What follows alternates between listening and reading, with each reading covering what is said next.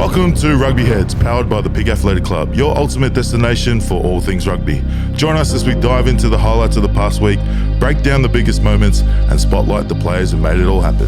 Whether you're a diehard fan like us or new to the game, Rugby Heads has got you covered. So let's scrum down and engage in some good old-fashioned ruggers chat.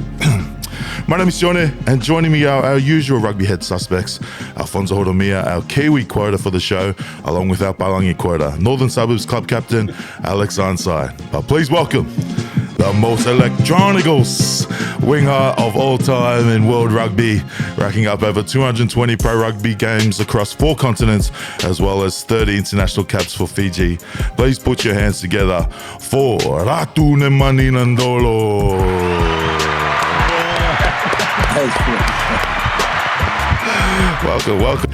Welcome, mate. Your debut. How you been, mate? Yeah, thanks for having me. I've always been, to be fair, I've been waiting a few months. I can tell you, Einstein's led me on so many times, and it finally. If you see some of our chats, it's been swearing because I've been waiting to come on the show. So thanks for having me, boys. It's been an honour. Yeah, retirement must be going well. I was seeing you made your debut on Stand. Now you're here at Rugby Chats. So, yeah. Mate, this is where the real work stuff. Yeah. All right, guys. If you're new to the show, I'll give a rundown of today's show. We'll kick off with our top performers of the week, where it's our opportunity to give flowers to the players who stood out over the weekend, and then we dive in around the grounds as we preview the 3 big Sanzar Test matches, as well as touch on the game day experience in rugby here in the Southern Hemisphere. And then we kick into our Rugby Head Thought of the Week, and then we've got 2 viewers' questions, and finish off with our tips for the upcoming weekend. All right, boys, let's kick off with our Players of the Week. Yeah, so Player of the Week, I have to go with the Wallaby. Told myself I wasn't going to get too excited about how the Wallabies went after one game, but this bloke made me towier than a Roman sandal. Tom Wright at fullback, mate. For a fullback, I think so many fullbacks looked a shape to kick all the time. And every time he got the ball, you didn't know if he was going to kick, run, pass it. And that try, he makes the 23 for Wales look absolutely stupid. And that's one of the best tries of the year so far. And I was a bit not skeptical of fullback. Thought he's had a good year. I was just really hoping that he'd take it on and go into the Wallabies and play the same kind of level. And he just went to another level. Yeah, big Tom Wright fan on the weekend. And yeah, he's my pick for the week. Yeah, good shout. Fons, no guessing which team your player's going to come from?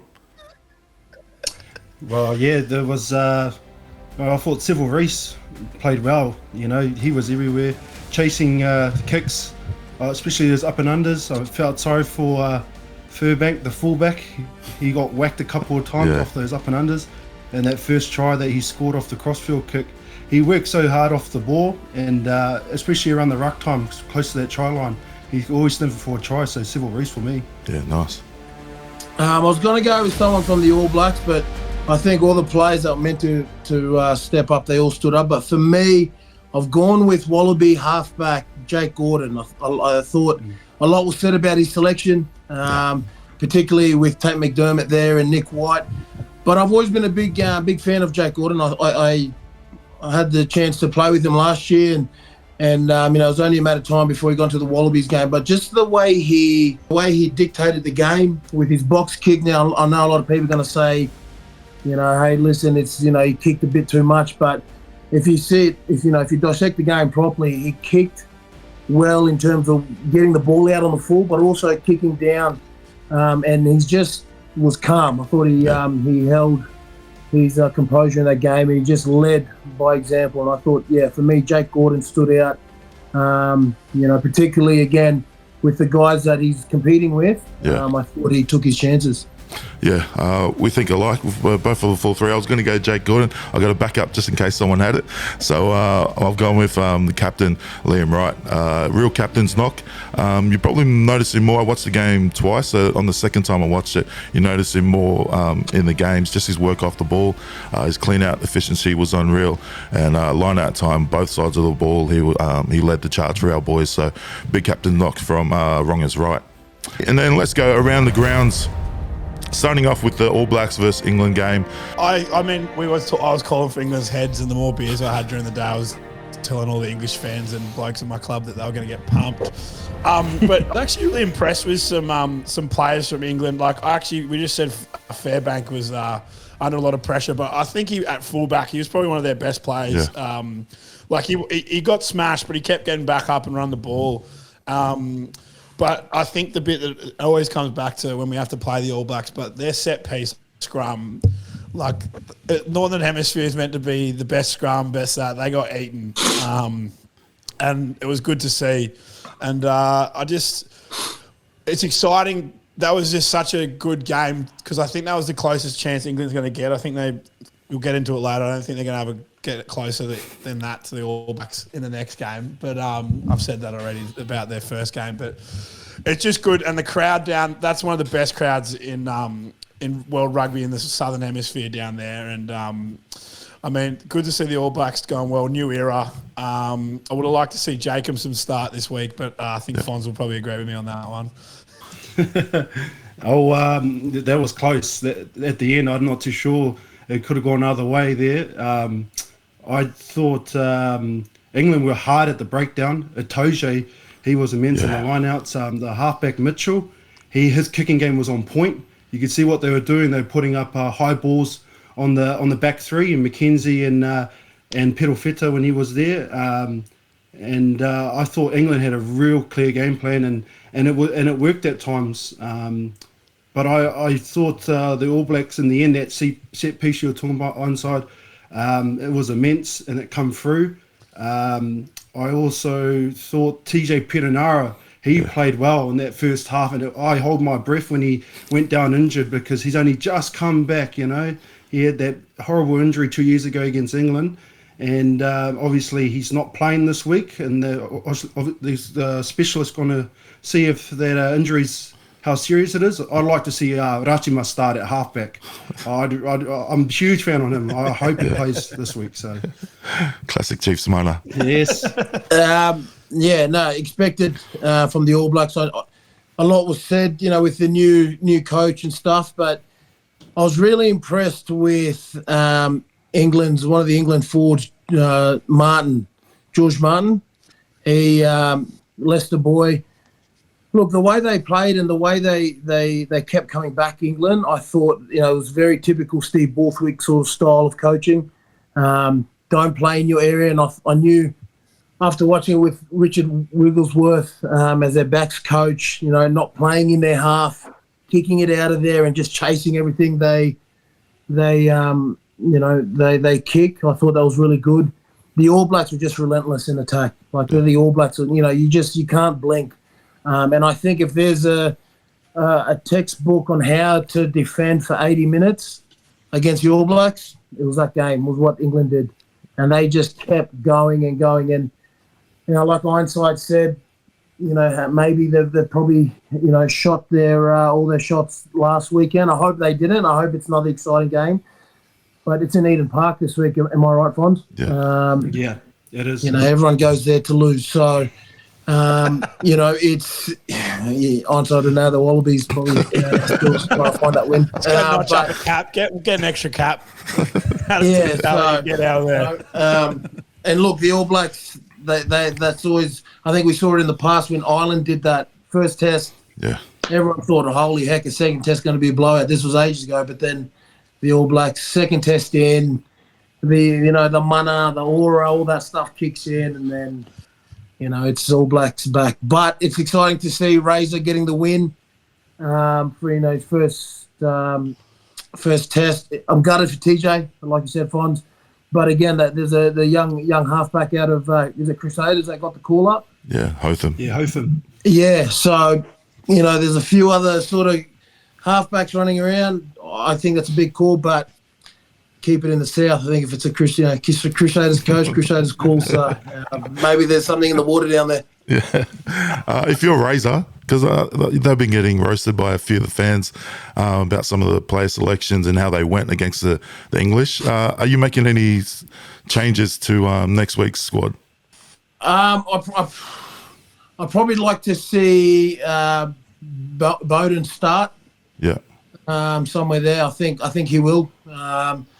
But, you know, D-Mac, maybe put no, I don't know. I wouldn't change anything, to be fair. Don't change something that's not broken, really. I think all their backline played well.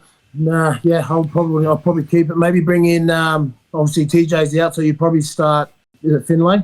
Finlay Christie, yeah. Yeah, Finlay Christie. So other than that, no, I mean they played really well. I don't think I wouldn't change the team after one test. I think maybe later on, I guess maybe when they play Fiji and stuff, but you know, England is still a gun side, and they can still turn some heads. I'd make one change. I'd get a different ref because that bloke really, like for both sides, it was just too inconsistent around the breakdown, and it really, like, I don't know if you watch the last passage you play at the end of the game, mate. He got a pilfer, and then he went and put his hand up like three or four times to blow a penalty, and then never did it, and then blew a penalty to the English. Like, he just looked nervous and just was so inconsistent. I don't really like to go harp on about refs because then I sound like a really true Australian rugby supporter. But, yeah, I struggled with him, new ref. I think it's so hard to ref a game like that, but the ruck was so inconsistent. It just ruined the flow for both teams. But Dave McKenzie pisses the fuck out of me. He's a good player, but it was really nice to see him not be able to kick that goal because he took too long smiling.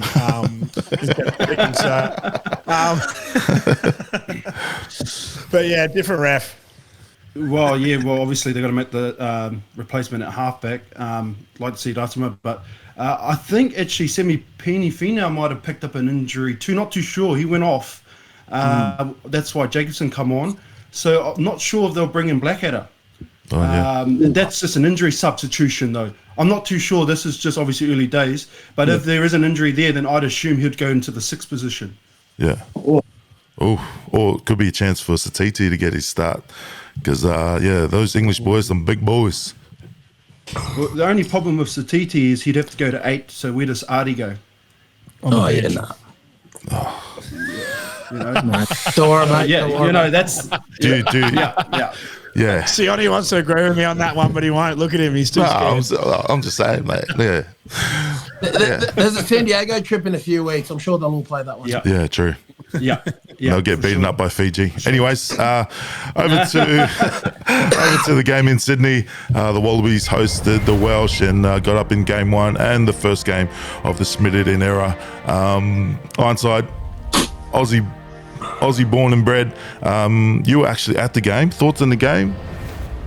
Mate, just like I was saying this, the pub test, but I was just saying the pub test, like, you could tell that they were playing a different kind of style of footy from the outset. And I feel like it might not be the most entertaining style of footy, but I'd rather watch shit games of footy and win games as a Wallaby man.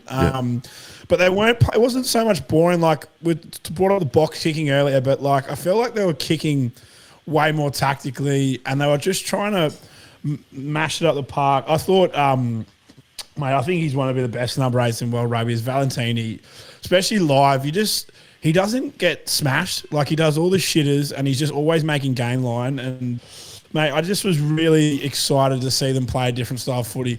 Yes, it's not a great Welsh side, and if we want to go that next level, we should be beating sides like that. But just the vibe of it, being positive about it, was just good to watch. Like, and even team selections aside, I think it was the first time we didn't know what the team was going to be, and it all kind of worked really well. And I think one thing that surprised us, our scrum was, again, like, we had a really good scrum for the whole 80 minutes, even when subs came on. So, I mean, I'm excited. I'm a bit apprehensive because it's always, you don't want to get your hopes up too much. It's like a one-night stand and she's a good-looking girl and then she doesn't text you back. So let's just, hopefully there's a second date and a third date. That's all we can hope for. Yeah, nice. It was a good game. I thought the other good player for me was Jeremy Williams from the Force captain. Yeah. He was another one that played well. I thought the Wallabies forwards stood up, especially at set piece time and around the ruck area. Tupou, Slipper, that front row. The scrum and forwards coach in there. And what Nems was saying before with Jake Gordon, he just controlled the game very well at halfback. You know, his kicks were on point, and he kicked when he had to, didn't have to kick all the time. It was just all around a nice performance from the Wallabies. It's good to see them, and good to see a decent crowd. It looked like a decent crowd on TV. I don't know what it was like there inside, but it was good to see a decent crowd get up, you know. Yeah, it was nerve-wracking, but good for the boys to kick on in the second half. And Nems, your thoughts? And also, if you were Joe Schmidt, are you making any changes for game 2? Yeah, look, I thought, first of all, the crowd, it looked so good to see a stadium filled with RM Williams tops, boots, jeans.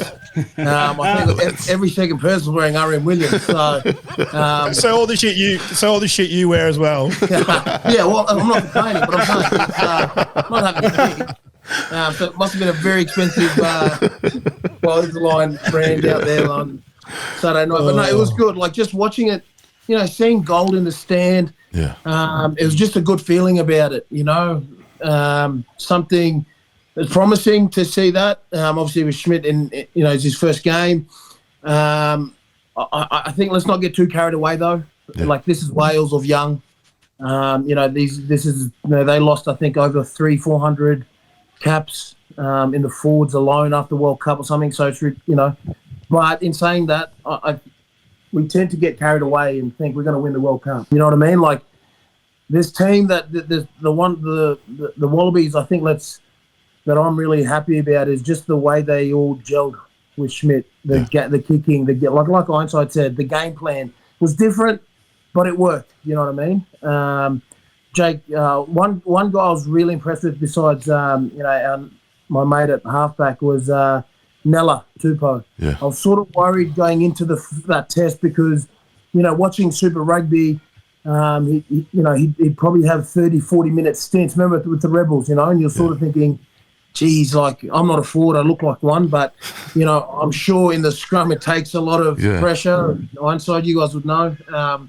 But to see him actually dominate at that level again, like it was awesome to see. I think if we can keep him fit, particularly with no belly and a bit of problems in the front rows, I think if we keep him fit and keep him going, playing longer than what he was doing at Super, Wallabies front row is going to be very effective. And again, we saw that. And I honestly have compared to last year. I know when Eddie was there, there's just a different feeling. I don't know about you boys, but the Wallabies just a different vibe. It's very positive, and hopefully, it's a big ask, but maybe Bledisloe coming back this year, maybe. But what can only dream? I just said let them play, but I'm getting it's exciting. And even seeing on Big Shift on Big Bobby Valentini, like you see him after the game. I think one of the boys were getting interviewed, and him in the background, he's just sitting on the bench by himself, just staring into abyss. It's just like, mate, it was a huge shift from him. Even his other Fijian brother, Filippo Dangunu, like him in that test arena, massive shift from him. It's just a good feel and see the boys doing all the shit is right and not worrying about all the highlight plays. So it's good to get some Wallaby rugby back in the system. But probably the biggest game over the weekend was the one at Loftus Oval in South Africa. I woke up early to watch this one, and mate, it was unreal. I didn't have to wake up. I was still going. But I watched it with a lot of Irish fans at Scruffy Mounties, and I did rewatch it the next day to actually make sense of what was going on. They wasn't too happy with me yelling out every time something South Africa did was good. But, as a rugby purist, great game to watch. But, it's a tough watch sometimes watching those two type of sides go at it. So it's good when it's a close game because that's what makes it exciting, I guess. But, Razzie emptying the bench, putting the offense on, it was like an NFL game. He's put 6 blokes on, 1 to 6 in the scrum. I was like, how good is that? Is just so, no one would be guard enough to do it, especially at that point of the game. He did that and it changed the game. They went up the next level. Again, it's the story of the weekend. I guess their set piece, their scrum, just ate that Irish scrum, especially towards the back end of the game. And It's just nice because the Irish still will tell you that they're world number one, but haven't won a quarterfinal. We get that in every week. I know we sneak that in every week, but mate, I'm really looking forward to the second test because I think that I don't think they both hit their marks. Early on in this test season, but I haven't really hit their mark. So I think Ireland are in for a chance to maybe sneak one the next time they play. Okay. I'm not going to completely write them off. Yeah. Man, I was just going to bring up that bomb squad as well. 6-2 split. They all come on at once, 1-6 off the field. Yeah. Big line change. Jeez, they just come on and see that penalty try at that scrum. Yeah. And they're just going at the backwards at this, rate of knots from Ireland. Man, if you're forward, you're loving that. And I had to laugh at the end because straight after the full-time whistle, obviously you heard the zombie song come on and the whole crowd was just yelling out Rasi. Oh, if you're an Irish fan, aren't you? You'd just be, seething inside hearing that. But, man, that atmosphere at Loftus, that must be so intimidating to play there. I don't know if you played there, Nems, but that looks so intimidating just watching it on TV. Mate, it's Loftus is it is intimidating to play, but also it's high altitude. So guys like myself, already unfit as it is, mate, it's no good, mate. It's no good for a laugh. I'm no good at sea level, so I don't know how to do that. So that's why Ireland are probably happy to play in Durban next week, where the second test is going to be. But again, like you said, from Pretoria there's nothing there really, like outside of the stadium. And it's just like everyone comes out of Pretoria to come into Pretoria. So it is a daunting place. But just thinking about that game on the weekend, it was kind of a weird one for me, really. Like, I think I knew South Africa were like, they just looked dominant. With the crowd behind them, the crowd was the 16th player out there. The referees, again, I thought some questionable calls, like it's for both sides. Again, they do a great job, so I don't want to diss them. I've never really dissed the refs, so I love the refs. But holy heck, it must be a hard job to ref those sort of games. It has to be. Yeah. Imagine all the bloody. You got who's the you got the South African forward pack with the Irish, who are never wrong. They're champions of Europe, and it's just like So. But I thought Pollard played really well. His kicking, I don't know about you, but it wasn't like the 10's curse this week. Yeah, kicking, Yeah. Besides his, missed kicks, I thought he played well, as always, vintage Pollard. But this week just seemed like 10's didn't want to kick this week. It was either smiling assassin or taking too long. Or, too much pressure, Must have to give old mate Gilbert a call in India. That's where they make him. See what's going on. Probably still celebrating from the T20 World Cup. And that game was built up as the who's the number one team in the world. A number of former South African internationals have come out saying England even number 2 in the world. Onside, start with you. Do you think Ireland are the second best in the world at the moment? Or are they on the downfall? That's a bad 40th slip there from you to call Ireland England. Same colour. Same colour flag, though. White part. Yeah. They probably are, I guess, the second best team in the world. But like, the All Blacks to me are always the second best team in the world. But currently, maybe not. But I still think the All Blacks will beat the Irish with their current team. So I wouldn't say the second best team. They're 2 teams that made the finals. So that would be my view of it. Yeah, they did. I think they lost one of the boys to the Irish Olympic Sevens team, and then they've got a few injuries in the outside backs. But yeah, Nams, as someone who's played in the international, do you think they are the second best, or is Fiji up there the second best team in the world?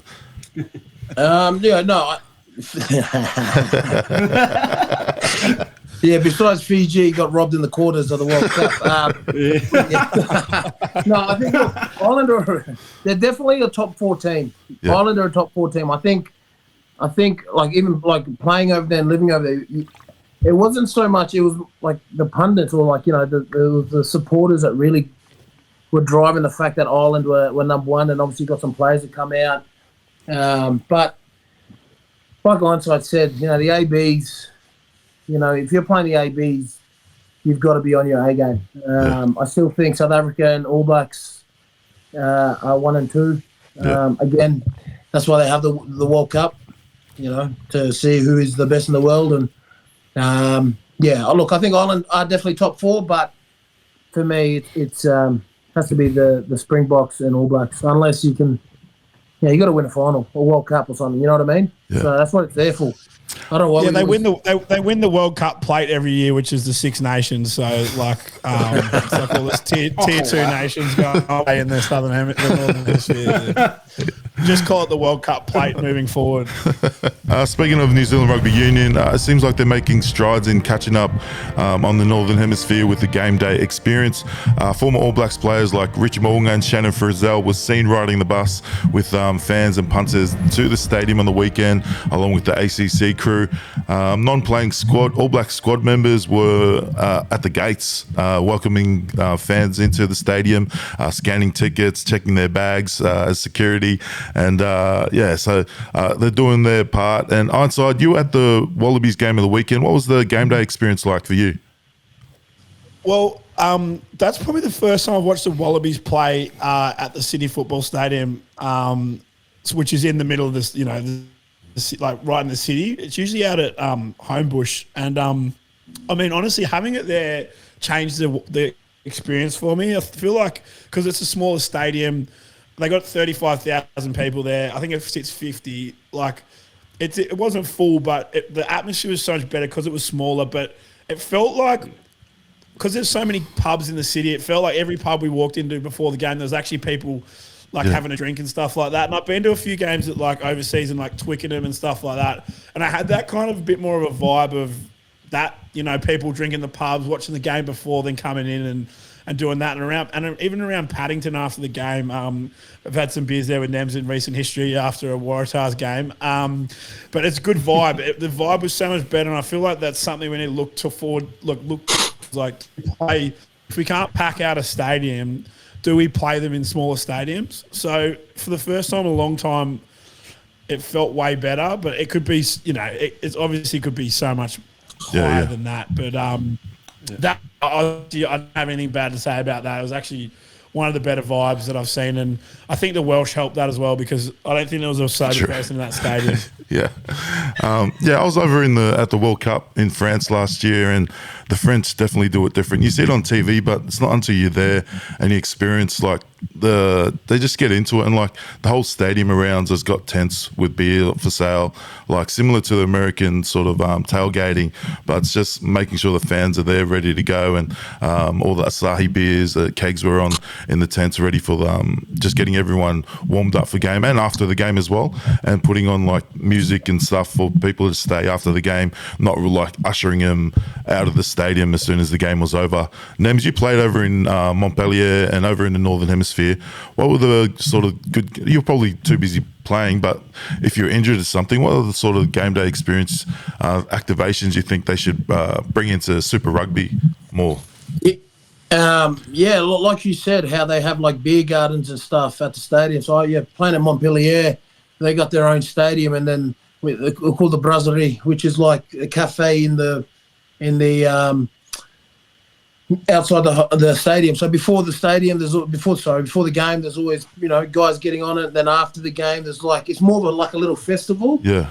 And like the same as England, like they're just the drinking culture is big over there. England, same thing. Being at Leicester, there's always those little bars. And then after the game, like you said, underneath the grandstands, the bars are open, and sometimes there's even live bands there. Yeah. And it's like, we'd always go there after a game, and it actually it's good because you go there and spend time with the fans and stuff, and it'll be like Ironside said, like maybe playing for Australian rugby, maybe now playing in 90, 100,000 seater stadiums probably isn't the way moving forward just yet. If you can get them in smaller stadiums, like your Amy's, like your Allianz, and then have those sort of vibes around it. Like, for instance, in Melbourne here, they got Amy Park, and it's in the city. They've similar to that in Sydney with SFS sort of thing. So I think the biggest thing now today is trying to market the game, isn't it? And if you can get those sort of little vibes after a game, get a live band and stuff, people will hang around. Yeah, You'll get people like in France and particularly in Paris when I had friends that played in Paris. They'd have people, because it was market well in terms of a lot of things going on around the stadiums. Guys wouldn't even know what rugby was. They just come because of and then rugby was just a byproduct of that. And I think, like Ironside said, maybe that's the way moving forward. Play all your games at Allianz in Sydney. You just built a record there by winning. Have those little vibes. Everyone buggers off, and you still got that vibe around the pubs around Sydney. So, and that's what you need. I think if you're going to grow, maybe start small, then that way you get bigger. I think Nems is right. Like French top 14, they just get it. They engage with their fans real well. I felt like in the last 8 years or so at Super Rugby, that sort of slipped over time, and obviously not just Australia, New Zealand as well. I feel like the community here are more tight with their club sides than with obviously their franchises. I'm not too sure about Sydney, but I kind of feel that up in Brisbane, and you could say similar in New Zealand. Obviously, people historically have more of a connection with the NPC sides, the provincial sides, more than your Super Rugby sides over time. It's good to see that Super Rugby has obviously a new CEO and chairman, so hopefully that all gets taken care of. But in the States, that's another place that they do it well, the game day experience. And Nems is right, like rugby's just on the side. It's like a whole day thing over there, tailgating, the barbecues, everyone rubbing shoulders before and after games. Like, that's it, and people would love to get around that. Yeah. It's just like sort of clubland. I don't know, in Sydney they don't really have clubhouses, so they probably wouldn't know what it's like. But our home games are like one of the big things you look forward to, especially after the game. And it'll probably be a little bit dangerous for some of the Super Rugby players because some of the boys might get a bit too carried away with the fans. Might have to put some rules around the fans the players trying to get a bit too much fan engagement, if you know what I mean. But it's something to look for in the future. Okay, and every week we do our thought of the week, where we bring something we've been thinking about that could probably help make rugby great again. Ironside, you want to kick us off for your thought of the week? My thought of the week is another one I've had recently. We keep talking about this Tier 2 comp in Australia. I think that we need to not have a Tier 2 comp. I think that we're never going to be able to work. They've done the NRC 50 times. Nems is probably old enough to have played in all three of them as well, if he wanted to. But I think we need to go away from that. And I think we need to throw some funding into the QPR and the Shoot Shield first, and make it a bit more professionalised, in the sense of, like, there's no money for these blokes to play. Like, it depends what club you're at. I guess if you're at Parramatta, they'll just throw money at you, like they did for a few people I know.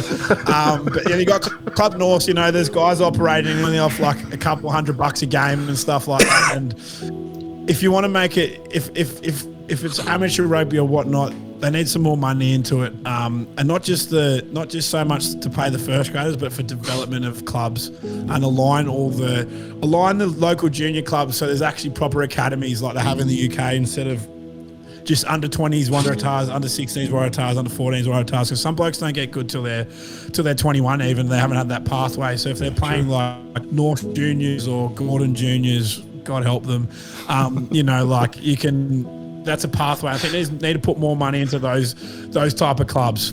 Yeah, nice, good job. Fons? I'll just add on to that. I think he's right with Ironside's right with the obviously a national competition. I'd like to see a club sort of competition. I know that, like a national one, not obviously kind of like a Champions League kind of, where top sides from Sydney, Brisbane, 1 or 2 from Canberra, and I know it'd be a financial cost to that, but I just feel like I was saying before, people have more passion and ties within their local community here in Australia I know, that especially up in Brisbane, it's very much like that. You know, people love their club rugby up here, and I think that might be a nice way to look at in the future. Only problem with that is you get a lot of top players go to certain clubs within each state, and maybe the local comp might suffer for it every year. But the other one I'd like to see is I'd like to see Walsey Matilda back at Wallabies games before the kickoff.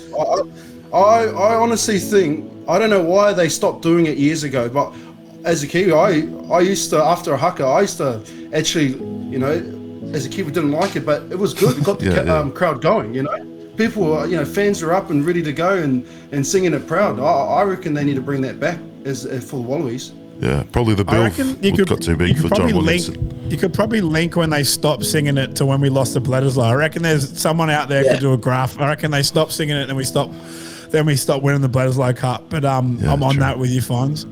I think John Williamson's way too old to be playing the guitar, so we might have to find someone else. Maybe Shannon Knoll can get out there on the guitar and sing it for us. Yeah, nice. Yeah, I was going to touch on that, on the club stuff, but I think you guys are all over it. My other one is taking, like, obviously Super Rugby is going to be there in some sort of form, you know, going into the future, but I really think I'd like to see them go back to smaller stadiums, like I said earlier. Yeah. So maybe the Reds go back to Ballymore. I know it's new, it's been done up there, but still, like, you pack that out, it's still awesome. The Waratahs, somewhere smaller than Allianz.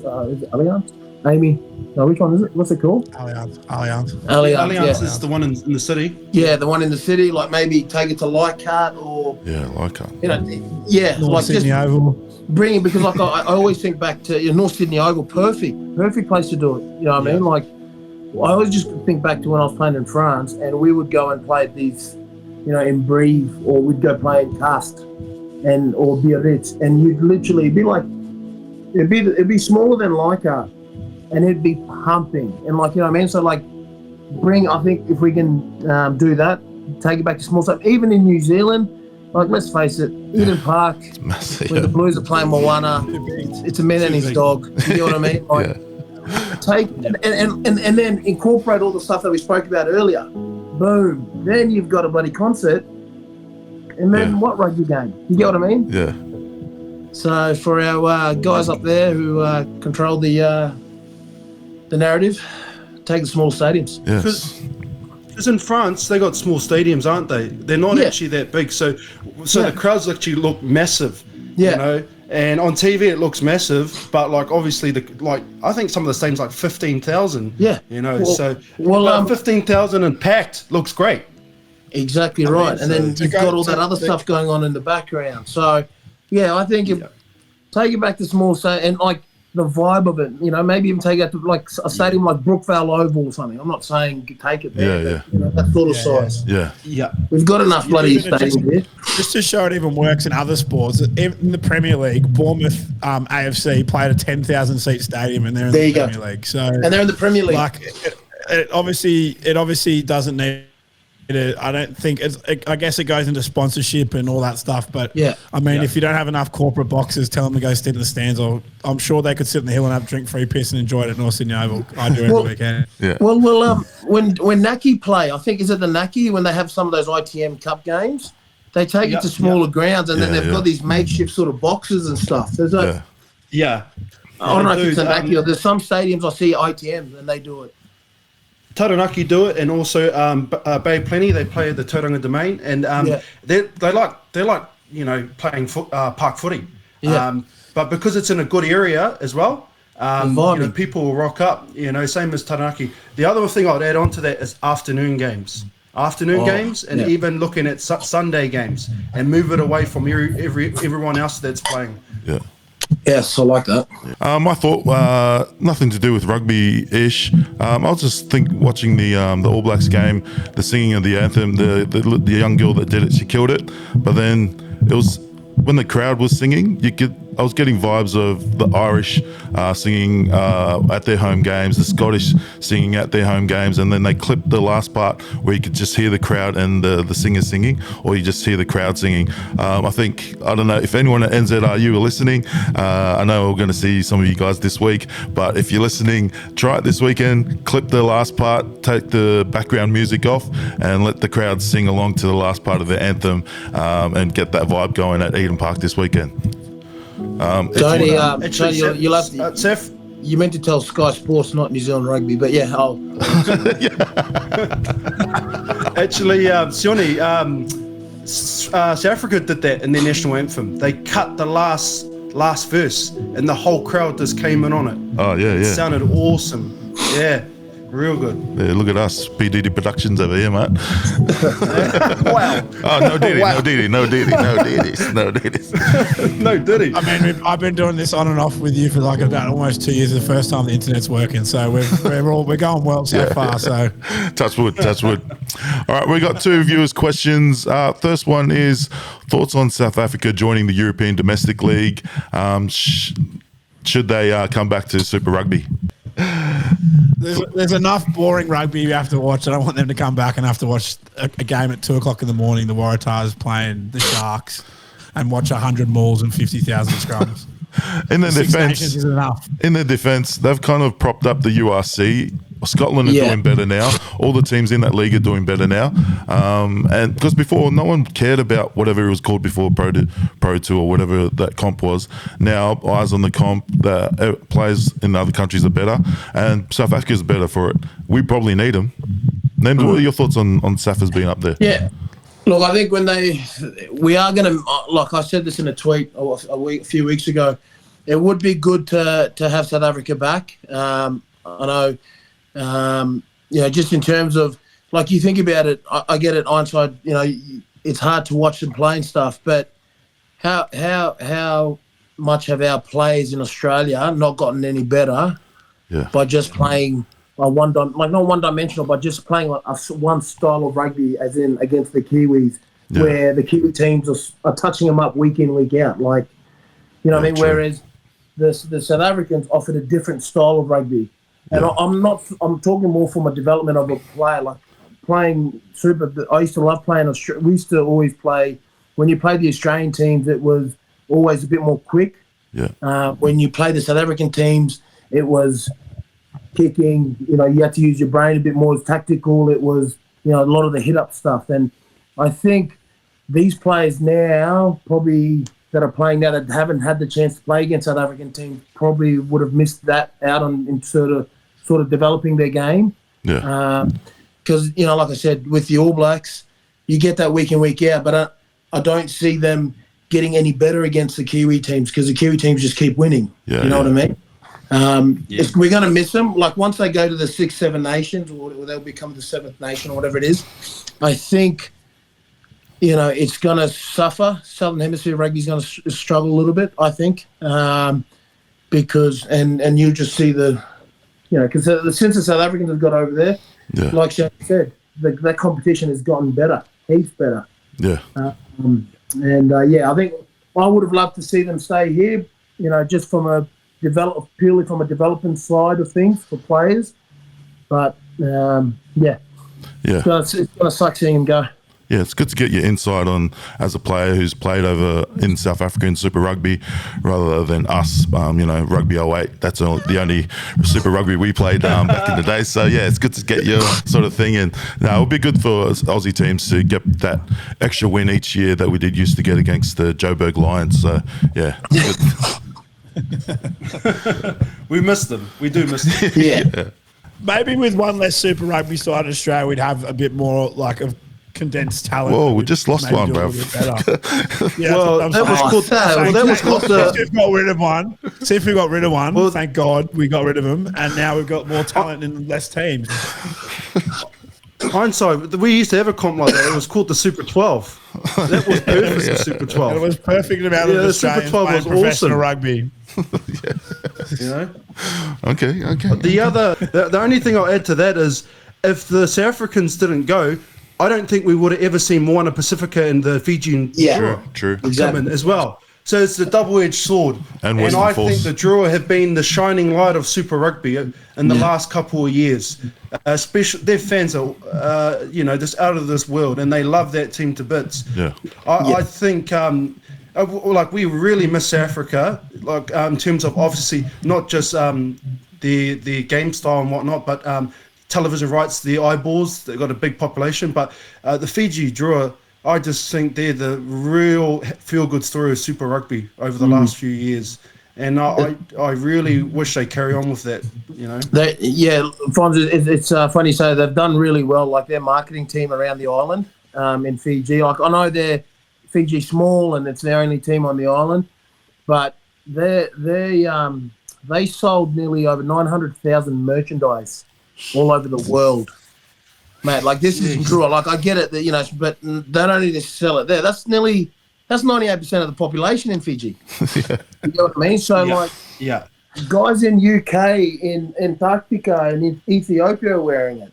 You know what I mean? Yeah. So we got Fijians over there too. Mate, Fijians are everywhere. Cambodia, we're everywhere, mate. Everywhere, mate. Yeah. I was in Uluru last year, and the Fijian lady was serving me breakfast. So there you go, they're everywhere. His name's Tomasi.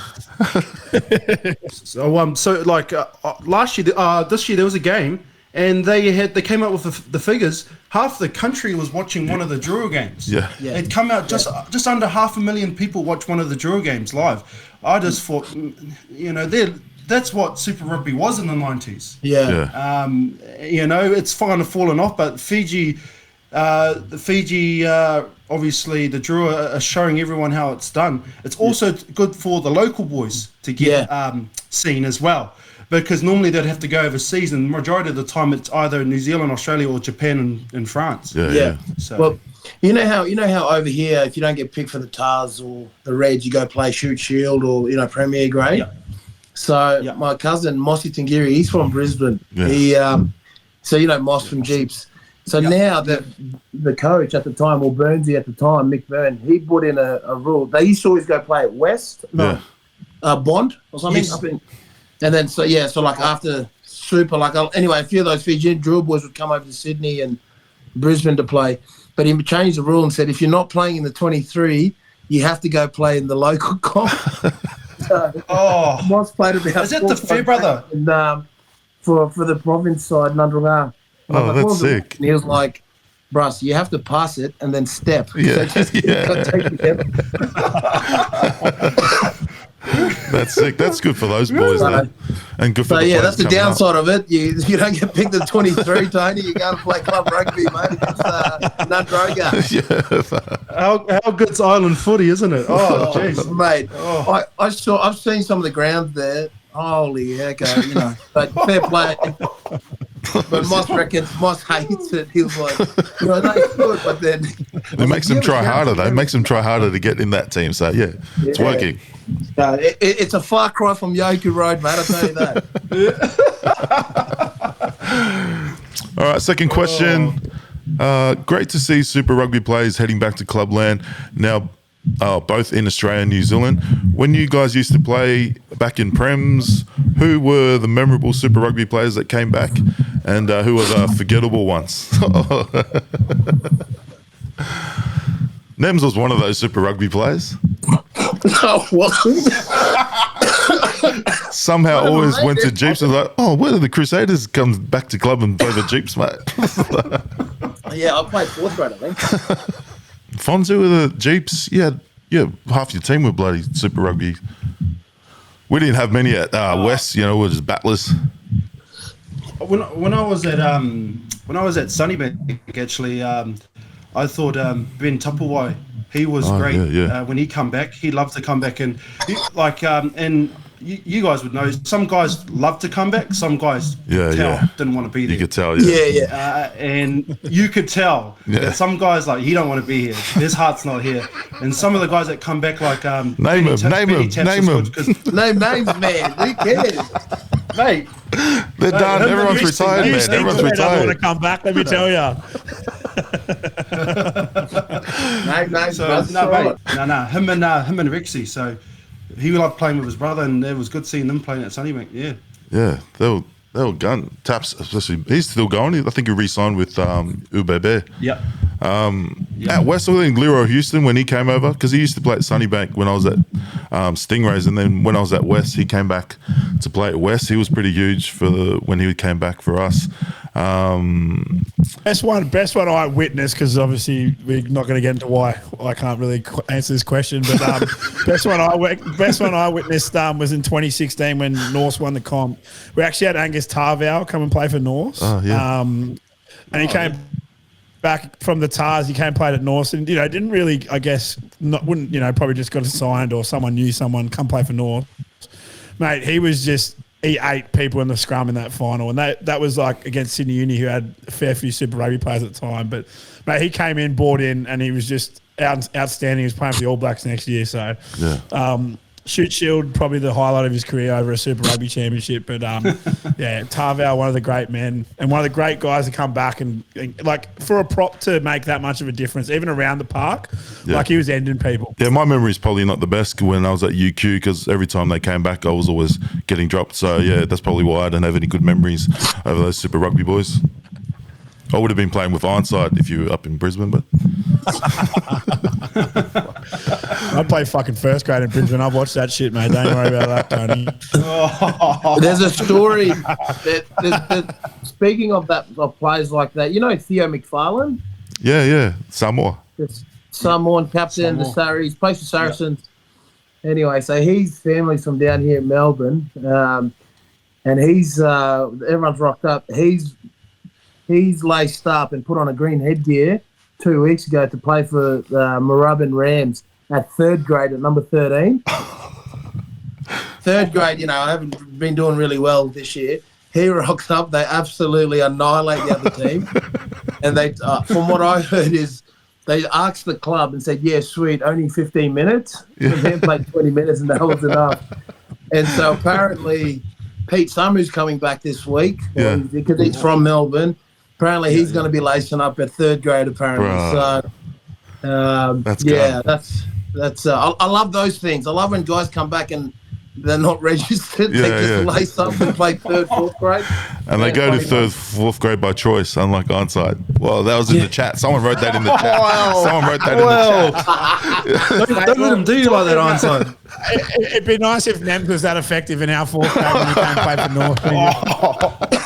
Packed up and left halfway through the season, so I have to do all the fucking hit up off the line out. Whoa. Anyway.